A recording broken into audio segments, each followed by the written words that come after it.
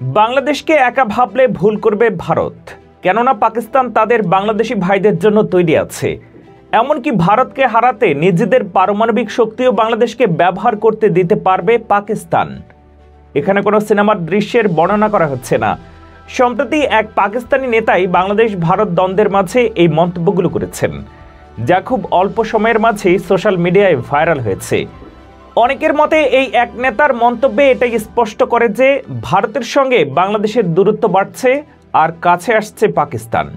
একদিকে যখন চলছে দুই দেশের মধ্যে বিদেশ সচিব পর্যায়ের বৈঠক, ঠিক তখনই প্রতিবেশী রাষ্ট্রের উগ্রবাদী মিডিয়ার একের পর এক ভুয়া তথ্য প্রচারে রীতিমতো বিরক্ত বাংলাদেশিরা।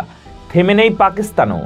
ভারতীয় মিডিয়ার নাটকীয় সব পদক্ষেপের কারণে হঠাৎ করেই যেন আর ভারত নয়, বাংলাদেশের বন্ধু দেশ এখন পাকিস্তান। এর প্রমাণস্বরূপ সম্প্রতি এক পাকিস্তানি নেতার বক্তব্য ভাইরাল হচ্ছে। উর্দুতে যিনি ক্রমাগত বাংলাদেশের নাগরিকদের নিজের ভাই হিসেবে আখ্যায়িত করছেন।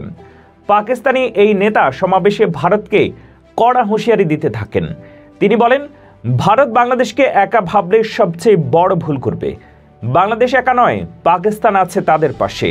তিনি বলেন, বাংলাদেশের ভাইদের বলছি, পাকিস্তান তোমাদের, এখানকার পরমাণু গোলাগুলোও তোমাদের।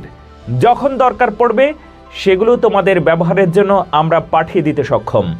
বাংলাদেশের দিকে তাই কেউ চোখ তুলে দেখলে চোখ উপড়ে নেব, হাত তুললে হাত ভেঙে দেব। বাংলাদেশের পাশে দাঁড়িয়ে এভাবেই ভারতকে হুমকি দিতে শোনা গিয়েছে এই পাকিস্তানি নেতাকে।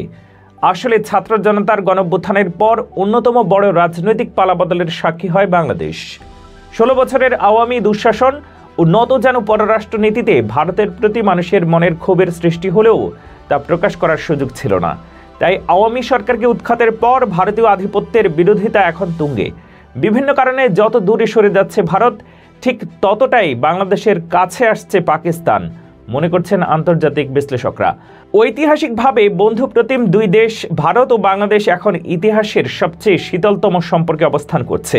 তবে এর প্রেক্ষাপট তৈরি হয়েছে গত 1.5 দশক ধরে। ফ্যাসিস্ট হাসিনা সরকার যেভাবেই বোঝানোর চেষ্টা করে আসুক না কেন, সাধারণ মানুষের কাছে দীর্ঘদিন ধরেই একটা কথাই স্পষ্ট ছিল, বাংলাদেশকে ভারত নিজেদের বন্ধু থেকেও বেশি ব্যবহারযোগ্য এলাকা বলে মনে করে। হাসিনার স্বৈরাচারী আমলেই তাই ভারতের হাতে প্রাণ হারিয়েছিলেন ছোট ফেলানি। শুধু তাই নয়, ছোট সেই কিশোরীর প্রাণ কেড়ে নেওয়ার পর তার নিথর দেহ 5 ঘন্টা কাঁটাতারের ঝুলিয়ে রাখা হয়েছিল। মূলত সেদিন থেকেই ভারতের আধিপত্য বিরোধী বীজ বপন হয় বাংলাদেশের মানুষের মনে।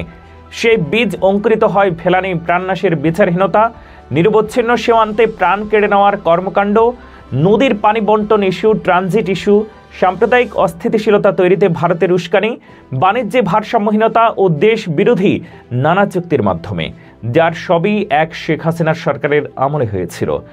সবশেষ শেখ হাসিনা পতনের পর তাকে ভারতে মর্যাদার সঙ্গে আশ্রয় দেওয়া এবং তার পক্ষে বিভিন্ন উস্কানিমূলক প্রচারণা, কথিত সংখ্যালঘু ইস্যু তৈরি, বাংলাদেশের জাতীয় পতাকার অবমাননা ও ভারতে বাংলাদেশের সহকারী হাইকমিশনে হামলার ঘটনায় দুই দেশের সম্পর্ক এখন তলানিতে গিয়ে ঠেকেছে।